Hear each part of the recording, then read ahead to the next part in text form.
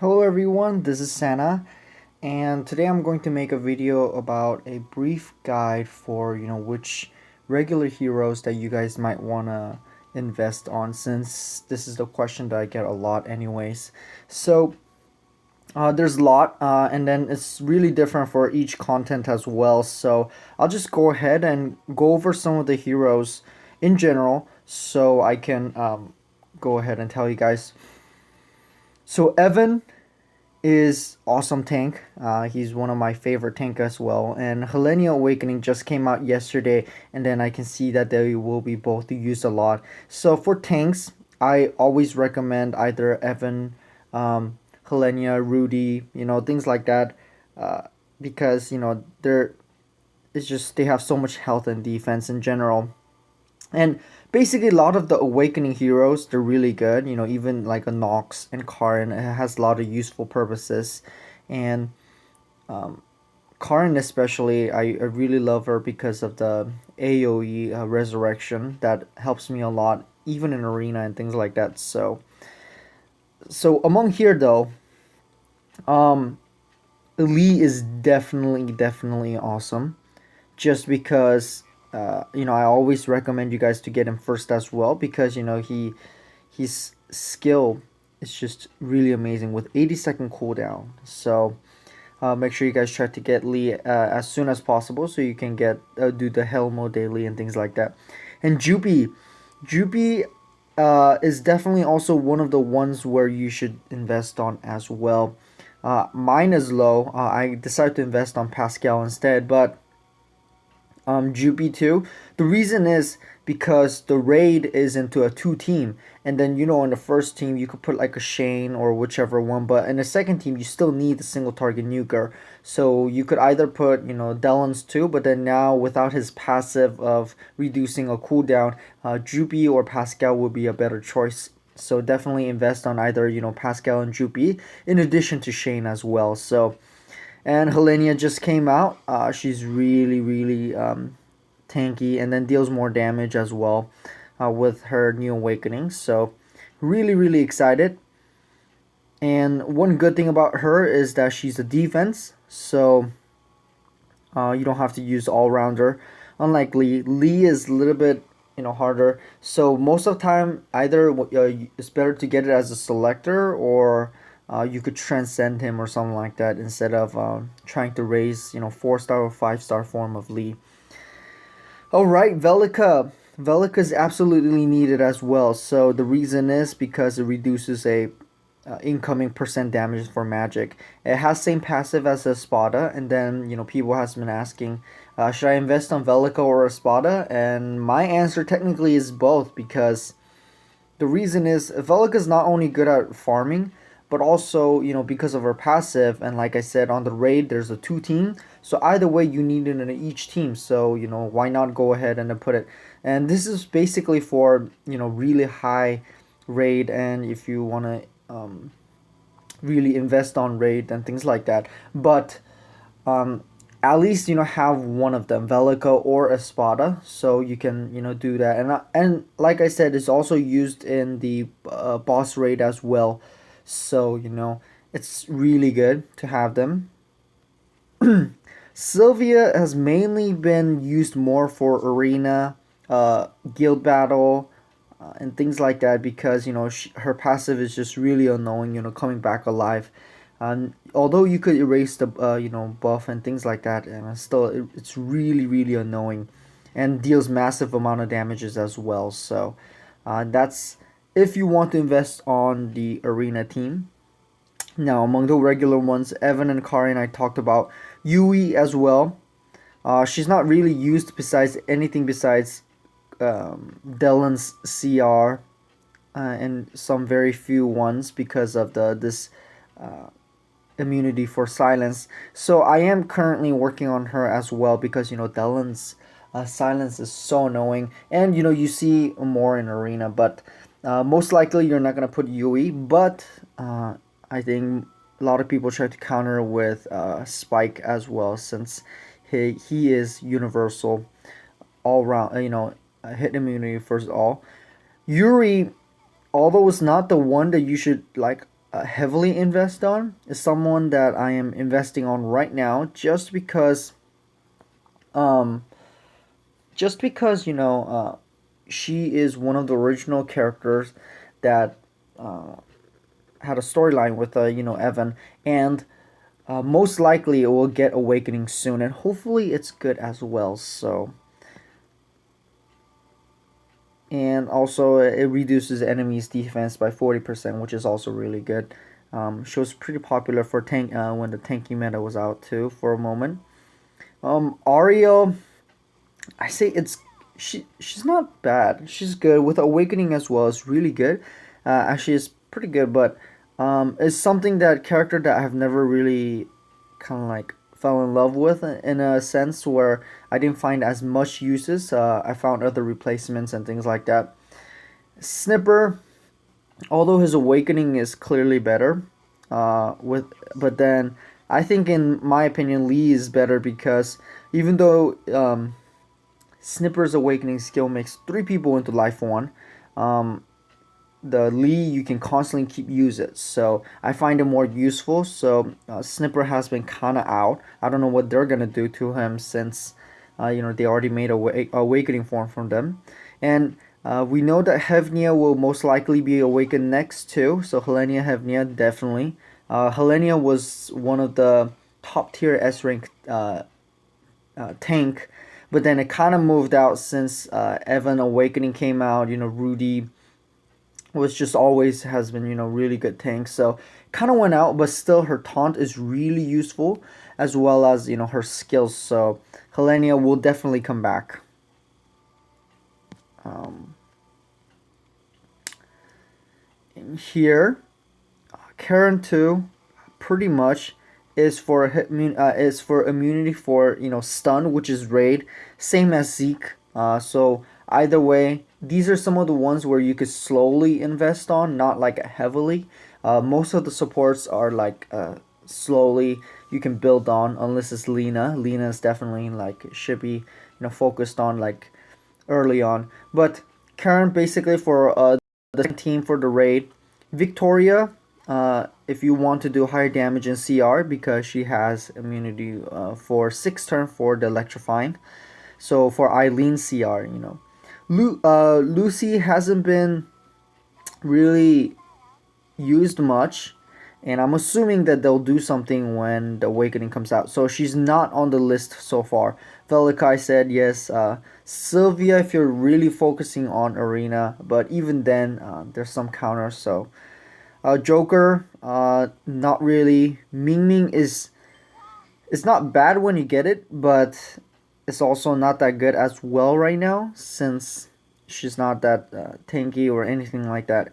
Xiao is used a lot though. She's one of the staples for the boss raid because both of her skill increase enemies cooldown, which prevents enemy from using the skills. So that's why she's really good, as well as a hit immunity for 3 turns, which is very long, and her regular attack has chance of paralyzing. So yeah, she's very good. I'm also working on her as well. I think mine is like level 34, trying to make her into level 36 and things.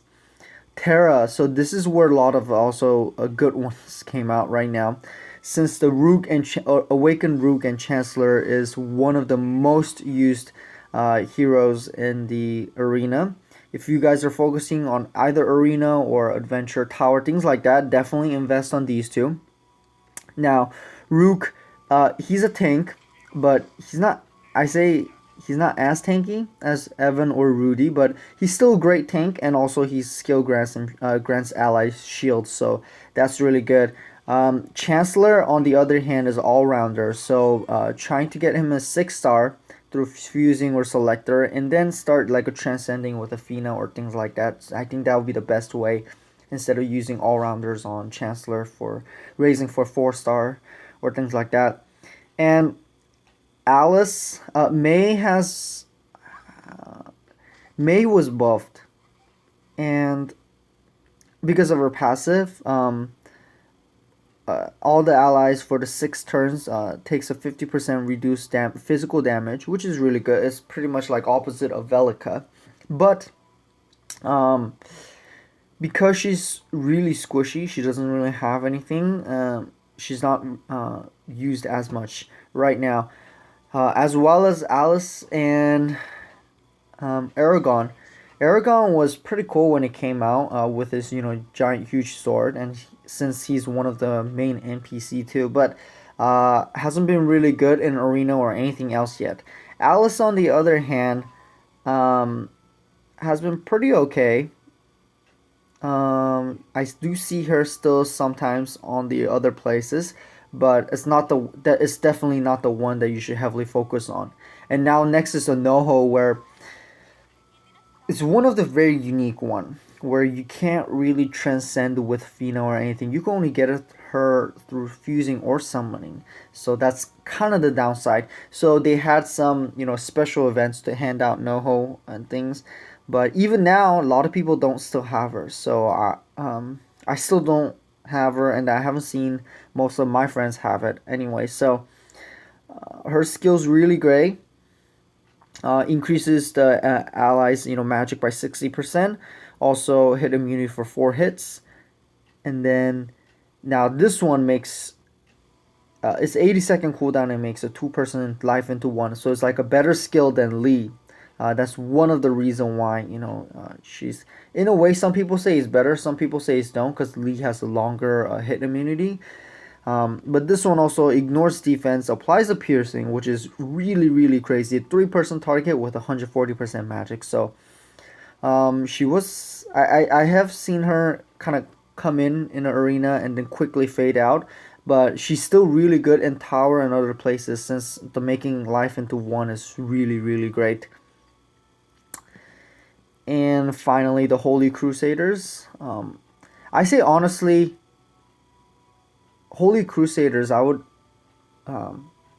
invest on all of them if you do get it, because all of them are pretty darn good, especially with Awakening. So check out my individual Awakening videos for that. But Holy Crusaders, yeah, definitely I will awaken all of them. The ones that I will focus really first will be Shane and Zeke, because they're used the most in a lot of different content.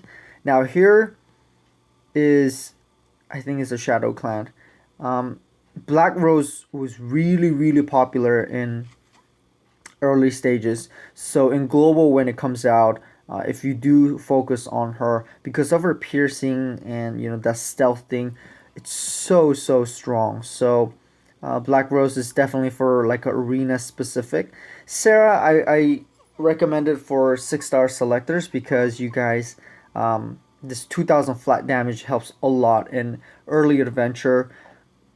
I think it could carry you up to 8-1 in like a hard mode. So she's really great. And here comes the Ballista, which is so annoying and is still used really often as well. Basically, if you guys play League of Legends, it's like a Vayne. Every third hit, it deals 1,500 flat damage to an enemy, basically with a piercing. So no matter what, it's gonna go through.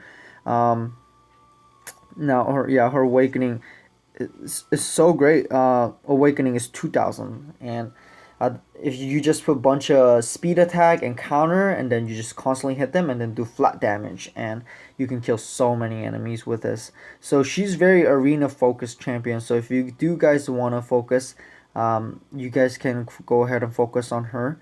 Kyle is basically kind of like a better version of her, but definitely is much harder to get anyway. So those are some of the regular heroes. Isa, basically on the A dash, only one that you should focus is Lena. Now Daisy, they said, is buffed in the global one, and I did check it out, and it's really great. But in the Korean one, since it wasn't, definitely not. And Ray, Jin, they're not really popular, and there are better replacements as well. So Lena, definitely though, top tier S rank, must have it. So Lena, and here, Soy early, I think when first came out, was really, really good. and it's gonna be good for a really while. So, but in the Korean one, I'll focus on Fungyen if you guys do want to on the 9 dash, and in the global, I would definitely focus on Soya as well since it's gonna carry you hard in the arena, and also Pengyong is also a very arena specific hero. Although it does kind of get weak later on because of a lot of buff removing, he's still really great as well. So, and here, if you guys do want to focus, you could get either Chosun or Kwanu. They both have one of the skill where all the allies gain one hit immunities for one hit. So that's something great. So, and Kwanu is actually one of the great tanks as well. I'm trying to make him. I'm trying to invest on him anyway because he's really great. So, and 10 dash. Hopefully that comes out in the global. Now 10 dash, there are many different ones. Ijung is one of them. He's also one of the great tank, and his regular attack reduces the cooldown by 10 seconds, and one of his skill remove turn buff by 2. So I do have him as a level 40, so start to make him to level 46. Shogo is basically a better version of a Soy that comes out with buff removing and things like that. But she's very, very squishy, so she doesn't last that long in arena. But I still do see her in the lower tiers as well. Yujin's really great because increases allies match by 60% and hit immunity for 2 turns.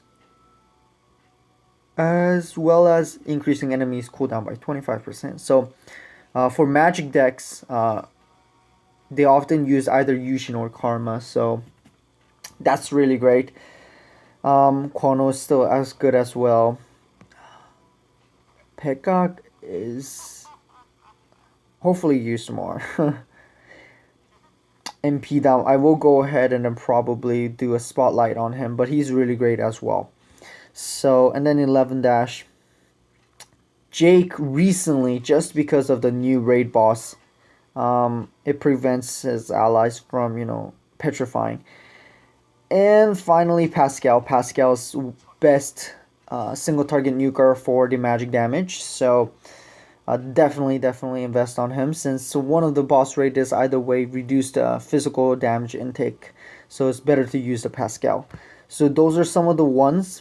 There are some other ones, but those are the ones that I would invest on. But really, just as you get like these guys, think about for like a future too. Some of them, if you do can, try to save them since, Netmarble is trying to make a use of every single character anyway. So you guys can go ahead and then start investing on those, slowly. Some of them slowly. Some of the main ones like Shane, Lena, definitely go ahead and do that early on. But yeah, so that was my quick hero priorities. But there's no really specific guide because some people want to focus on raid first, like so you want to do it on Shane, Lena, Zeke, things like that, while some people really want to focus on arena, like Rook, Chancellor, Kyle, Teo, and things like that as well. So I hope you guys this was helpful, and hopefully I get also less questions about the heroes as well. But here's a guide, and if you still do have any question, try to message me. If it's a quick one, comment, or if it's something long, try to message me through the Facebook so I can give you guys more in detail and things like that. So thanks for watching, and until next time, see you guys.